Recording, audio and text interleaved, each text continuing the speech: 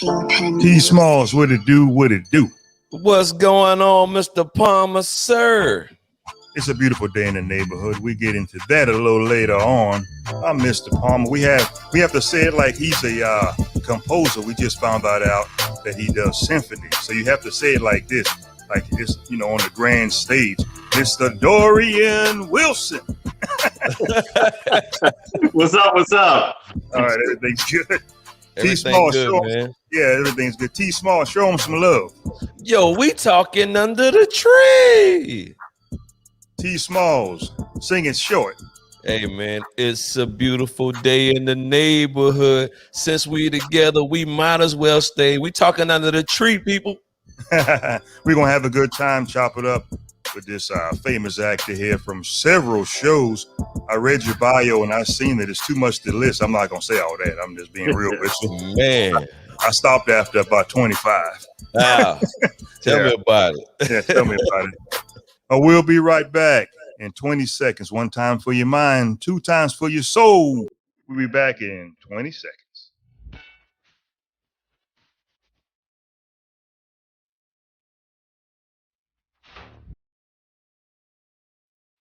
Who is you?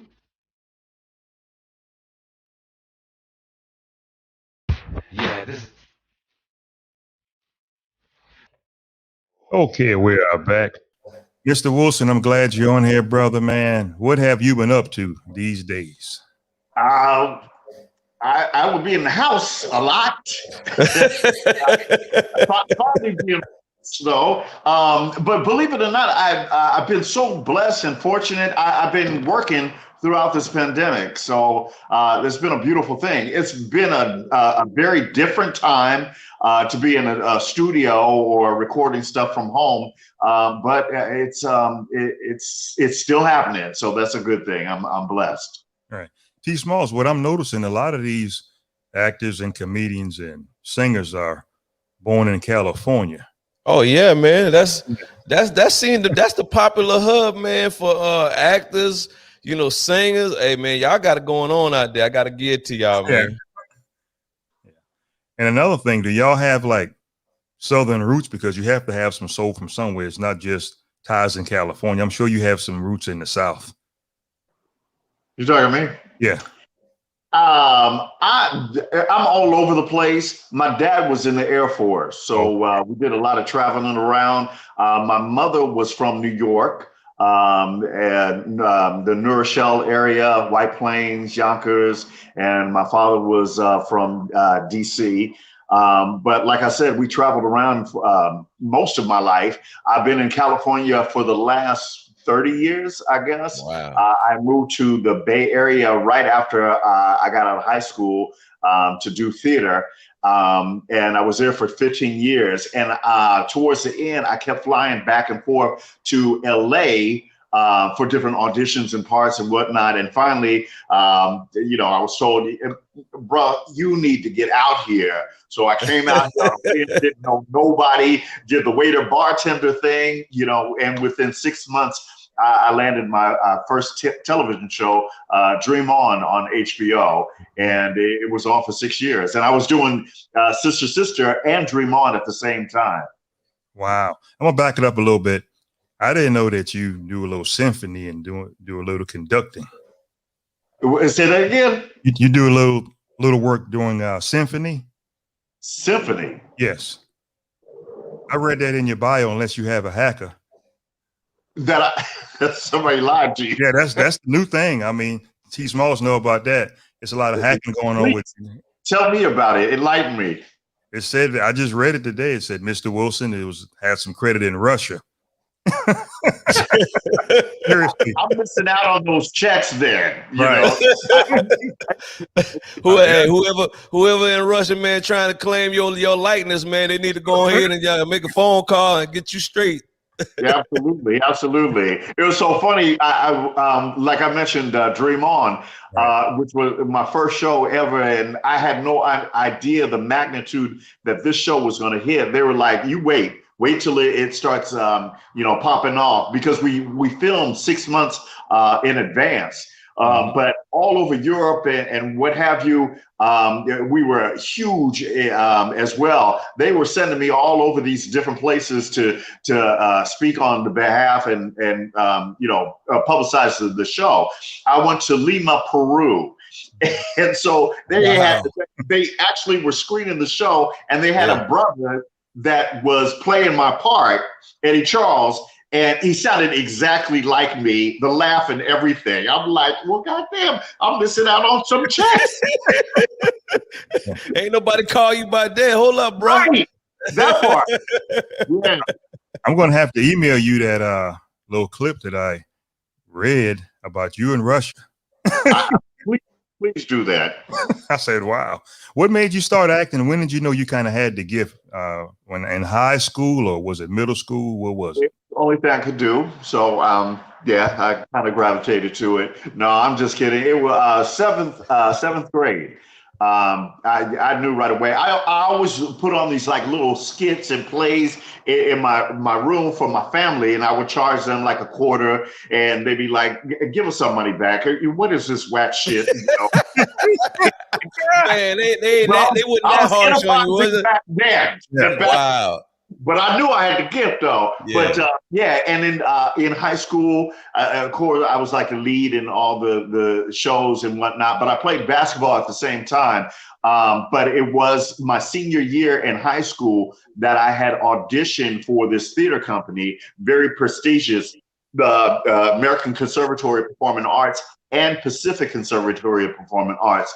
And they only accept so many students from high school, right out of high school. And so immediately, I was actually in the 11th grade. I got a letter in the mail saying, we don't accept anybody who's under 18, but this is your acceptance letter as soon as you graduate. So I went to the training program, stayed there for 2 years. I had singing, dance, mime, voice, acting every day. And then I graduated and became part of their core of actors, and I actually got paid for it. So that's kind of the journey I took to get to where I am. Okay. Hey, Smalls, haven't you noticed this? A lot of people we interview, like actors, singers, comedians, they really believe in the dream, and they just believe it and they go for it. Look, man, and that's what it is, man. It starts with belief. You got to be crazy enough to believe that you can do it. You know what I mean? It's rough. You have to have that passion, man, and that desire, because there is so many no's out there, and you get your door slammed in your face and whatnot. My story is unheard of. I've been so fortunate and blessed since I've been in Hollywood. Like I said, landing 2 television series within a 6-month period of being in LA, that's unheard of. I have friends who've been here for 15 years, and they're like, "Can you help a nigga out?" I'm doing everything I can, but I'm trying to stay afloat as well. But yeah, Hey, Small, who did he remind you of? Old school actor and lives in California. With the glasses. Oh, you talking about Mr. Thomas? Yeah, Ernest Lee Thomas. Lee Thomas. Yeah. That's somebody's interview styles. So that's a blessing, from the COVID and things like that. Do you think you could ever outlive that character of the professor? I'm definitely trying. Professor Oglevee. If I don't hear that at least 25 times a day, it's a bad day. Everybody always asks me, do I get tired of hearing it? Hell yeah, I get tired of hearing it. But the alternative is if nobody recognizes my black ass, if I'm like, hey, remember me? So I learned to embrace it, and I love it. I really do. Unless I'm with my family and we trying to eat and blah, blah, blah. And I don't mean to bother you, but and it's like, do you see the food? No, don't do that. So. When they ask you about, hey, Professor O, do you ever turn around and want to tell them this right here? Who is you? No, hilarious. People that I have to prove it to. And sometimes I love us to death, but we some special people. So, you know, a young lady will be with her girlfriend and be like, oh my God, he was on the show and blah, blah, blah. And he's so funny. And now he's on this show. And she come to me and be like, I don't know who you are, but my girlfriend said that you did this and blah, blah, blah. Who is you? Oh, wow. I don't know who you are, and I'm not bothering you, you know. So it comes with the territory, you know. I heard that. We've asked several actors on here who would they like to work with. T. Smalls, you already know the answer, I think. And I'm going to see if you say the same thing. Trivia. Yeah. I pretty much work with most of the people that I really looked up to, emulated, or loved their work. I'm always a big fan of Wendy Raquel Robinson, who's from The Game, and which the Game is coming back, and so she's reprising her role. I hope so. Amazing. I just got finished working with Kalita Smith on In the Cut for 8 seasons. She played my wife. You know what? I like that. Oh my God, yeah. And you know, of course, I don't know if anybody can hold a candle to her, but Monique and Countess. You know, that's my heart right there. But specifically, I never worked with Denzel. So That's it. You would be disrespectful for not throwing his name in there. Do you understand? Man, you know, that brother laid the you know, put the pavement out there for us. So him and Lawrence Fishburne, you know, just incredible actors such as them. You know, I always emulate their work. So. Yeah, everybody always talk about Denzel, ain't that right, T. Small? Man, that's what we was getting at, because the last couple episodes. Don't sleep on his son. He's He's a young Denzel.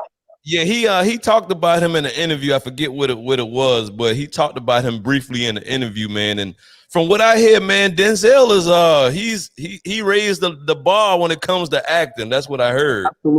Absolutely. So yeah. There's a lot of actors, they always say when you work with Denzel, you have to bring your A game on the screen. Mm-hmm. Yes, absolutely. But I try to bring it with whoever I'm working with, you know, and I've been fortunate and blessed to be able to work with so many amazing, talented actors, you know, and it always steps up your game when they're that much better, you know. So you don't want to be no slouch in the corner and be like, oh, he think he off that, but I don't think acting's for me, because you guys have to have a heck of a memory to remember everything. Yeah, well, it's starting not to be for me either. I'm like, what was that again? Wait. No, we just got finished doing In the Cut on Bounce TV, 8th season. I played the lead character, and so we do 13 episodes in 11 days. Man, wrap around that. 13 episodes in 11 days. So in the lead of the show, I have anywhere from 14 to 17 scenes a day. Man. Oh, yeah. Man. So my typical day is I get up at 5 a.m. to get to the gym. 7 o'clock, I'm at the studio. We rehearse and film all day until like 10:30 at night. Then I go home, get that next 3 scripts, because they mix and match.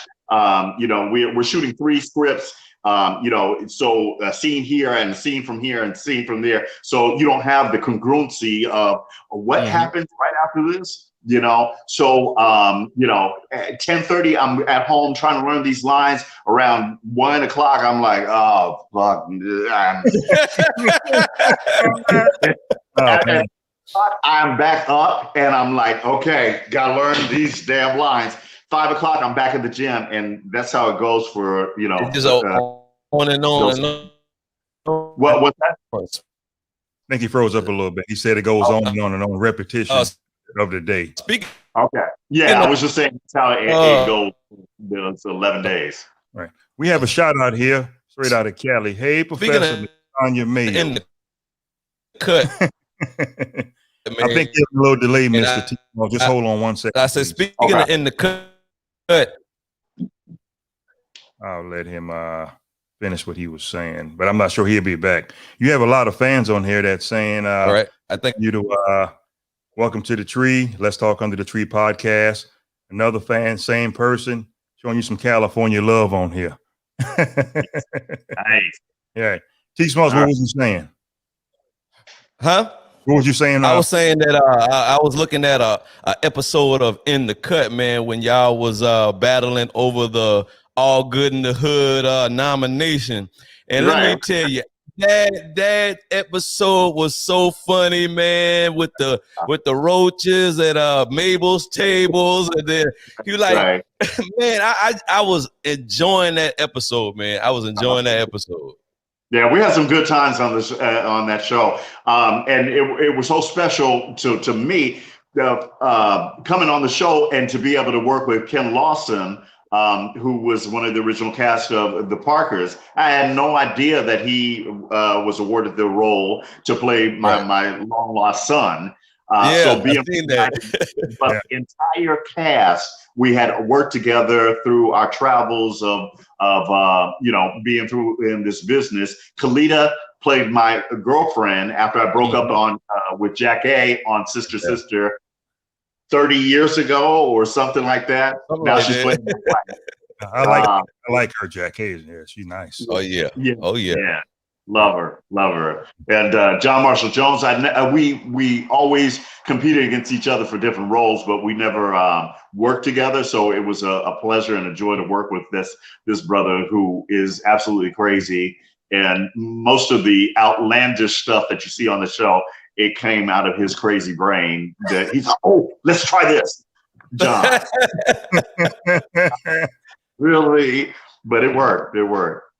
It has been often said that, a lot of African-American actors have a hard time finding work, and it's kind of political, with the roles they get. Have you ever faced that, that struggle with finding work, or you pretty much say you're a household name these days? It doesn't matter if you're a household name or not. And, we all struggle through, this journey for longevity. I've been, like I said, I've been extremely blessed. There's been down times, but I've always kind of rebounded and came back. In the Cut was my 8th television show that I was a series regular on. Mm-hmm. I'm getting ready to start production on another show called Cocaine Sisters that I start in July. And I'm a regular, and I'm also a executive producer on the show.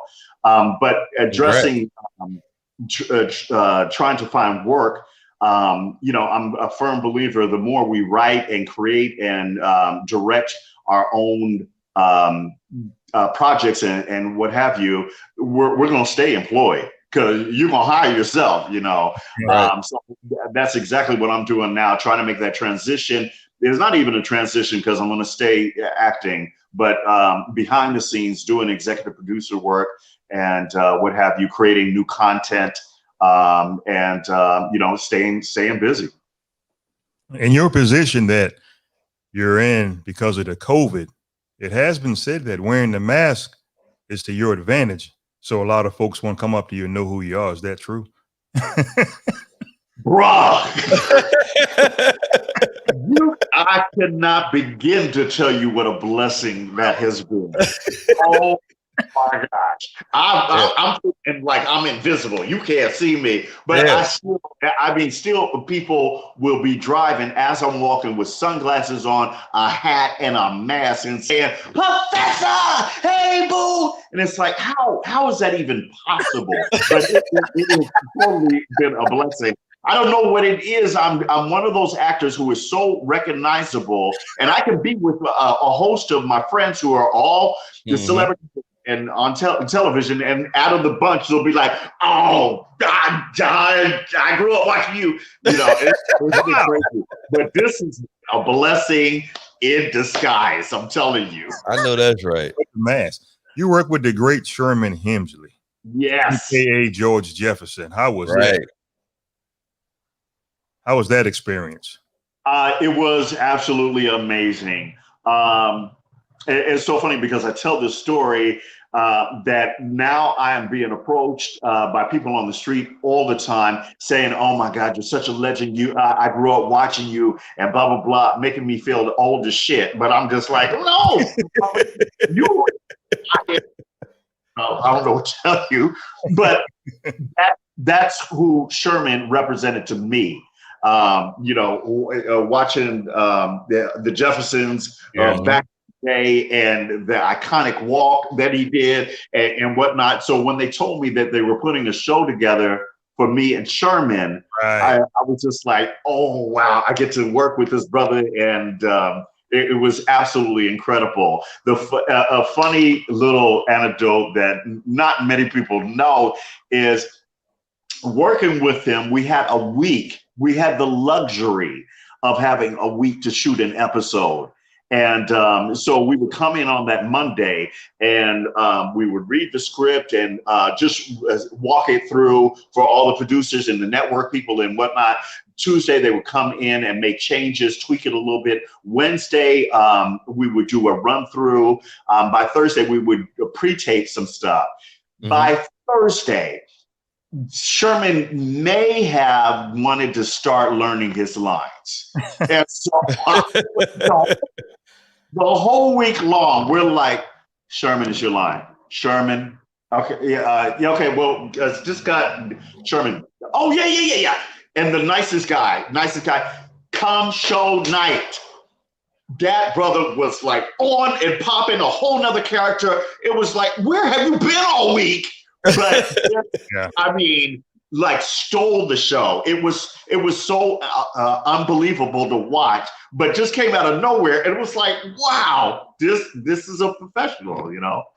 Wow. And you also work with another, I call him a plum fool, but he's good, Steve Harvey. Yes, sir. Yes, sir. That was crazy. That was absolutely crazy. I know it was. Yeah. First of all, coming on anybody's show is always a little daunting and intimidating. And,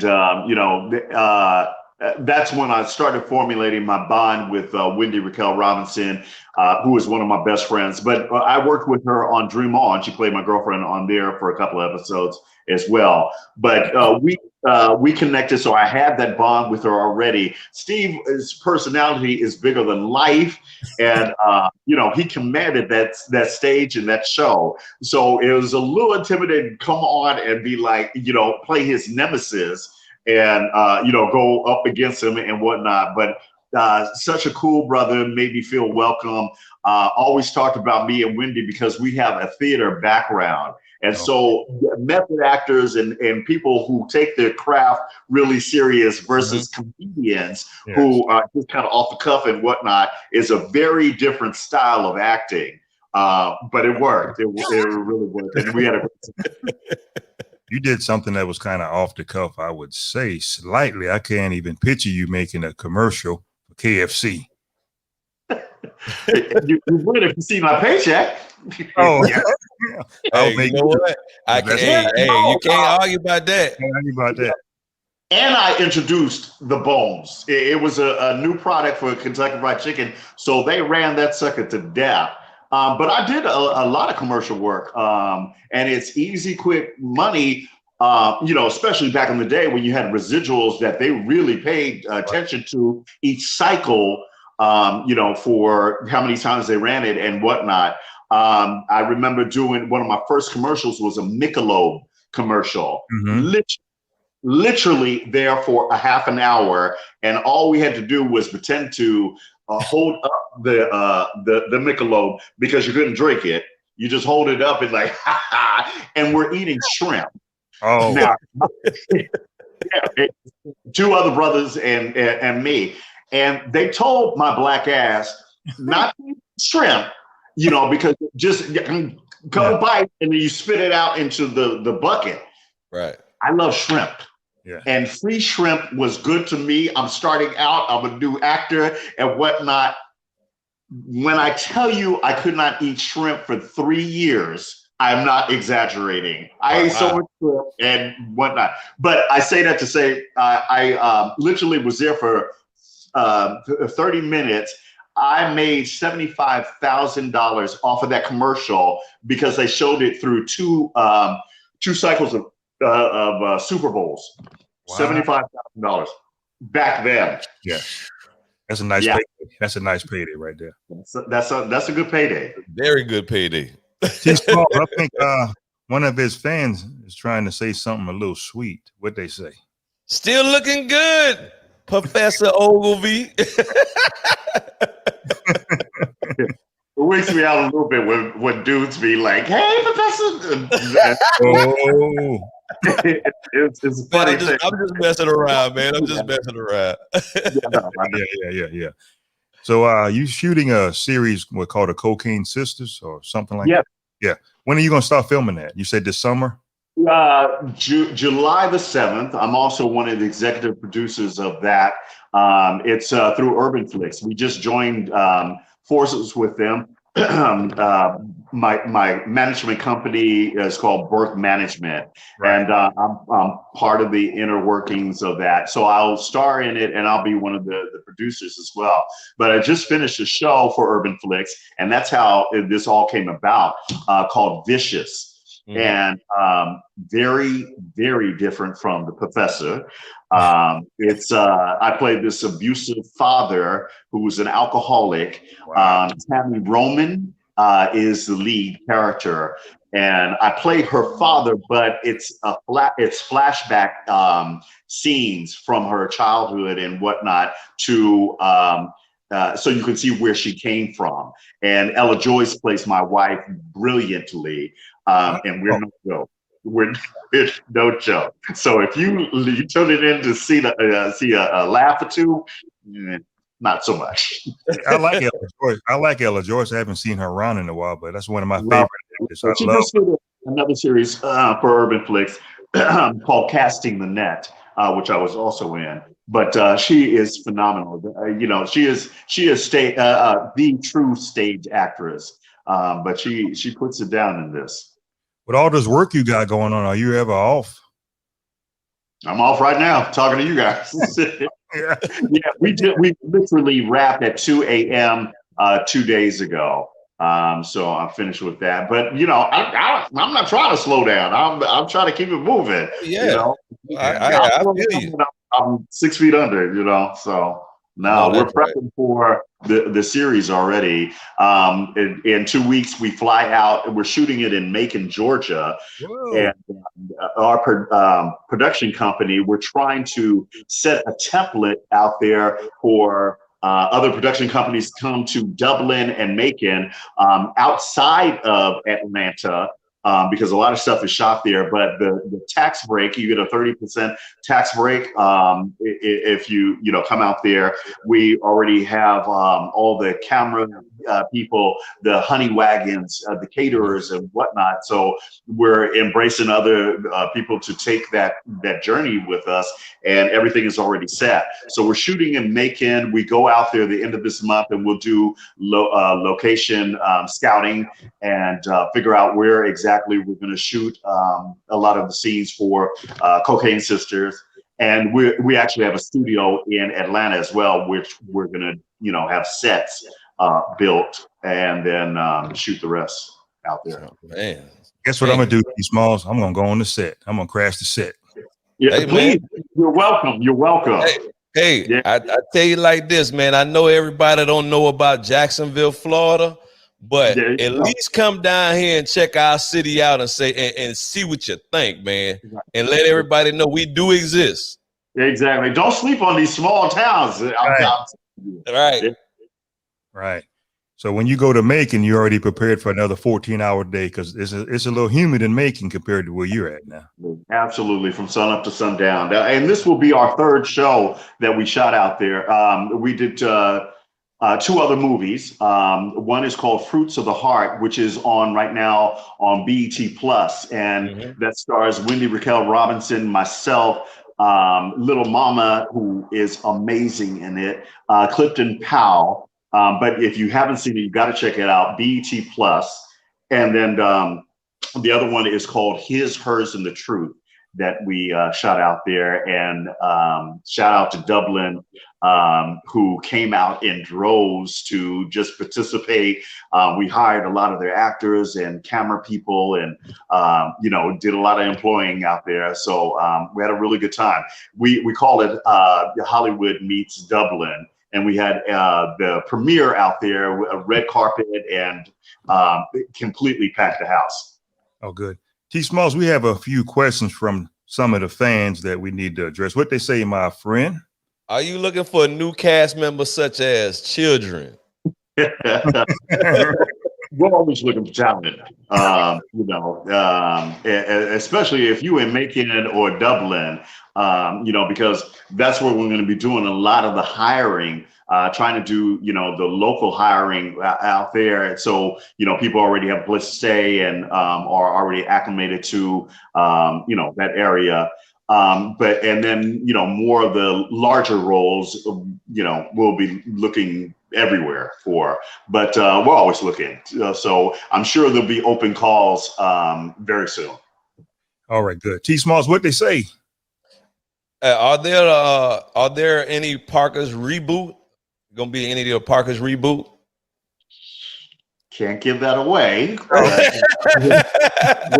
We're hoping. It's everything has to fall in the right grooves and the money right, and everybody available. So we're always hoping. That's a daily question on my Instagram. And it would be fun. It would be a lot of fun. One of the best times I had in my life. It was like coming to work every day, but you're playing with your friends and you get a paycheck for it. You can't beat that. That's pretty good. Right. That's a blessing, man. You're doing some serious work. I always wanted to know, say you shoot a movie, whatever you may call it, or series or sequel, and nobody really knows what goes on unless it's bootleg. So do actors have to sign a disclaimer to not talk about what's going on during the set or the shoot of the movie or whatever you're filming? Yeah, it definitely depends on the project. We just got finished shooting a movie called Karen. And it's exactly that, a white woman who is entitled, played by Tanya Harding from Orange New Black. Tanya, I can't remember her last name. But when we first started, instantly it got notoriety and fame, and it went viral and all these different acclimates already before we even started shooting. So, which was a good thing because it propelled the movie to be where it is right now, and it'll be released in September. So we're already way ahead of the game with publicity and stuff like that. Other companies, studios, or whatever, like TV One, I did a movie for them. They didn't want me to post any pictures and talk about it or anything, and it was like 2 years in the making before it saw the light of day. And so, they want to keep things under wrap until, it's ready to be released, and they can say, hey, we're coming out at this time, and, this is what's going down. Right. After I read about 50 projects that you did, I think T. Small stopped at maybe 55. It was a whole bunch of them, man. I mean, if we talk about the projects you was involved in, man, we'll be here, man, for about 3-4 hours, man, just talking. It's kind of crazy to me as well. Hey, Smalls, after I read about 50, I'd be like, damn, I know this, really? I said, I'm not reading the rest of that. At the end of it was Grey's Anatomy. How was that experience? It was surreal. I had been auditioning for Grey's Anatomy for damn near, it had to be like 10 years. And I'm like, okay, well, these mugs know what I can do. So why do they keep bringing me in and calling me back and whatnot? And so when I finally got the call, well, first I auditioned for the role. And it's one of those things where you nailed it. You know, Mhm. I always tell my students, acting wise, if you go into an audition and you put everything out there, you leave it on the floor, you walk away and you're like, hey, I did my thing. You know, they can't do it. They can either hire me or they don't. And if they don't hire you, it's because you're too short, you're too tall, you're too dark. You don't look like the lead character. You know, it's out of your hands. But all you can do is put it out there and be like, hey, I did my shit. And so it was one of those auditions where I walked away and said, now what? Now what?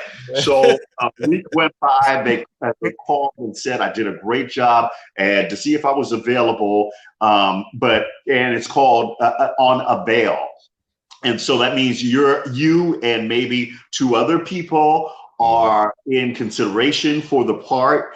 And they have to find out if everybody's available. If their number 1 person isn't available, they'll go to number 2, you know, and so forth.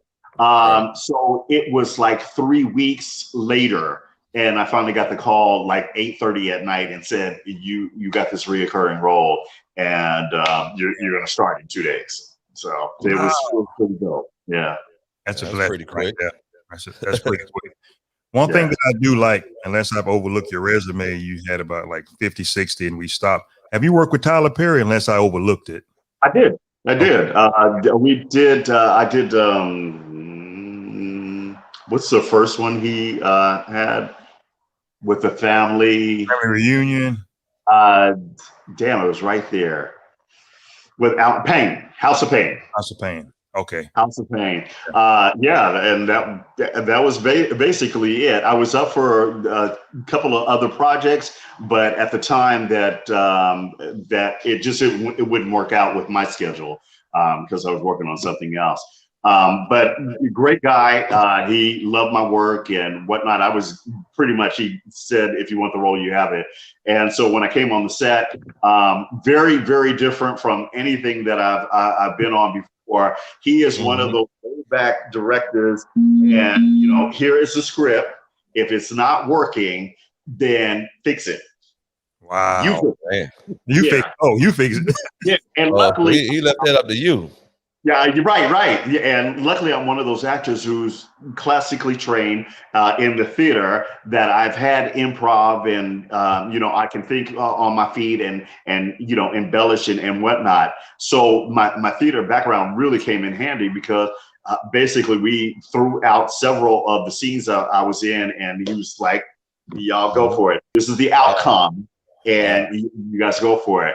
Which I'm like, I know a lot of actors who look at that script and it's like, okay, I got these words and go and go, but you know, going off the cuff and just riffing like that is a difficult thing, and especially when you already have seasoned actors who are around you and they're doing their thing and whatnot. But so that was my experience with Tyler. Tyler's always, you know, had this platform that he's in charge, and he's creating a platform for other African-American actors as well by, you know, having his own studio. So I have to give him some props on that. Absolutely. And a beautiful theater studio it is, which I commend him. He employs a lot of us, you know, and always has plenty of content. So my hat, absolutely. Right. If I was an actor, I would like to work with Cicely Tyson. Absolutely. I was so hoping for to have a scene with her. I don't know if you know that I was I did a show called, which I was a series recurring called Cherish the Day, and it was on Oprah's network OWN, and I played the father of the lead character.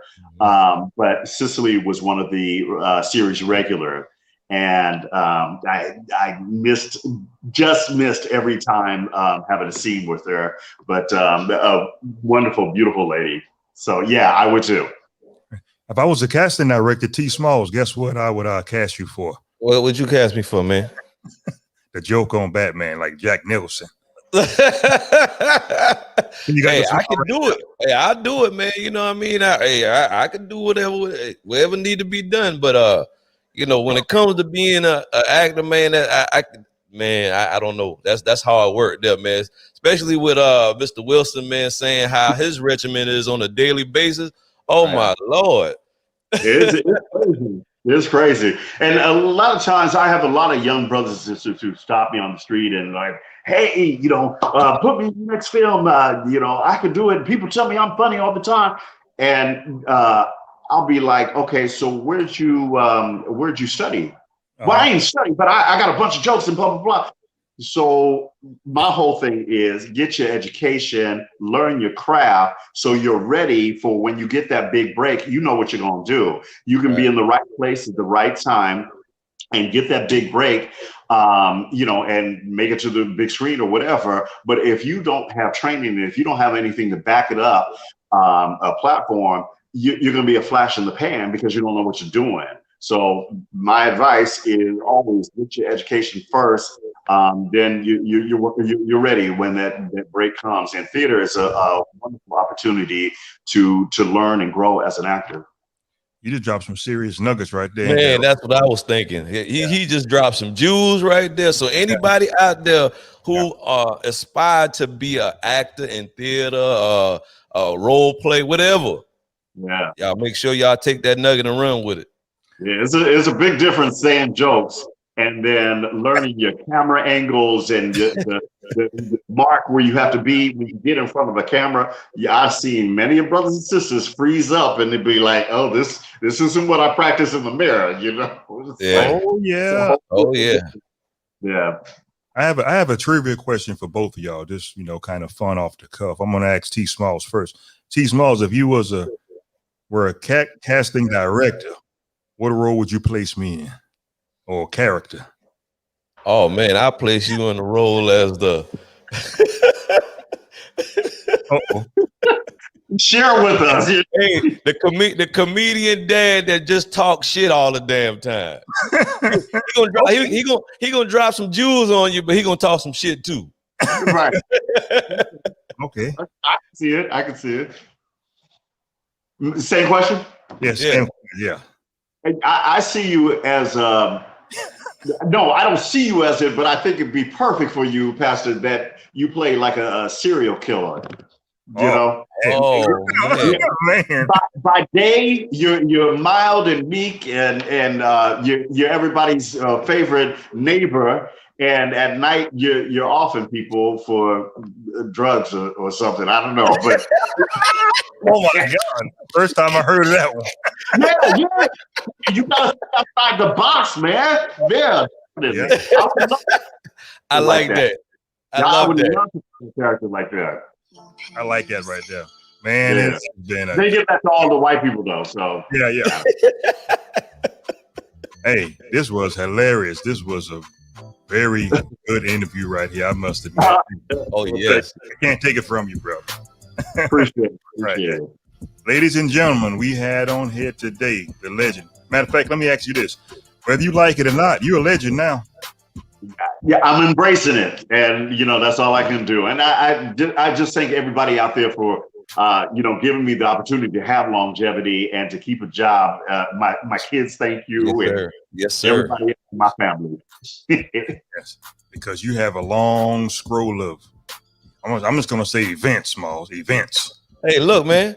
This is another one. Hey, put this up under the belt too. Hey, he gave us a little bit of his time, man, to do a show with us, man. That's beautiful. And to be in the presence, man, of Dorien Wilson, man, it's a pleasure, man. We enjoyed you tonight, man. We enjoyed you. I appreciate you guys having the platform to give me the opportunity to say what's up. And so thank you guys.